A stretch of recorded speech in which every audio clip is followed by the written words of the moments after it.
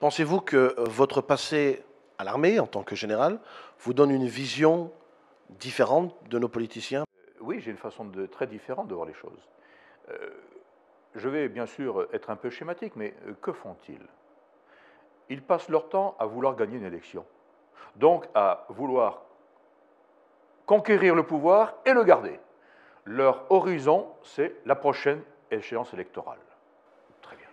Et le vôtre alors? Parce que Alors, vous êtes vous-même en élection. je suis là, je concours à une élection, c'est évident. Mais pardonnez-moi de vous dire, mon cher monsieur, que j'ai une carrière derrière moi. Et elle est bien remplie et j'en suis fier. C'est-à-dire que toute ma vie, j'ai exercé des responsabilités dans divers domaines et parfois des responsabilités de haut niveau, oui. Et j'ai risqué, moi, autre chose que l'argent du contribuable. Ils ne risquent que ça, ces gens-là. Non seulement ils n'ont aucune expérience professionnelle, ils ne savent pas ce que c'est que le terrain, mais en plus ils ne savent pas ce qu'est risquer. Pas uniquement risquer sa peau, mais aussi risquer ses capitaux comme un chef d'entreprise. Donc oui, j'ai une autre façon de voir les choses. Et surtout, voyez-vous, euh, quand on met en jeu l'essentiel qu'on a personnellement, c'est-à-dire notre vie. Je suis allé en opération une trentaine de fois, j'ai emmené des garçons, j'en ai malheureusement ramené quelques-uns entre quatre planches, je sais ce qu'est le sang qui coule.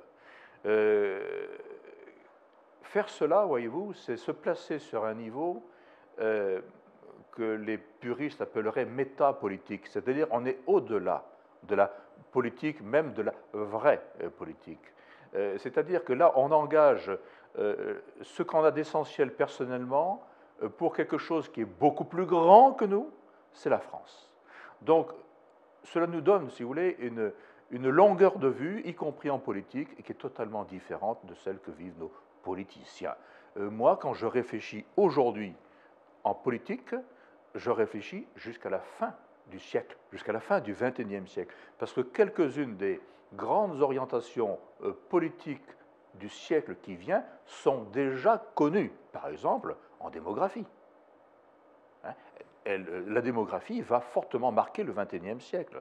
Donc, moi, je réfléchis à ce niveau-là. Et il y a une phrase que j'aime beaucoup, elle n'est pas d'un Français, elle de Golda Meir. C'est bon, qui elle aussi y connaissait quelque chose en matière de conflit, parce qu'elle avait quand même vécu des périodes extrêmement difficiles.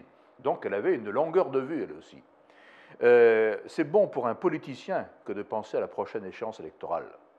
Un homme politique pense à la prochaine génération.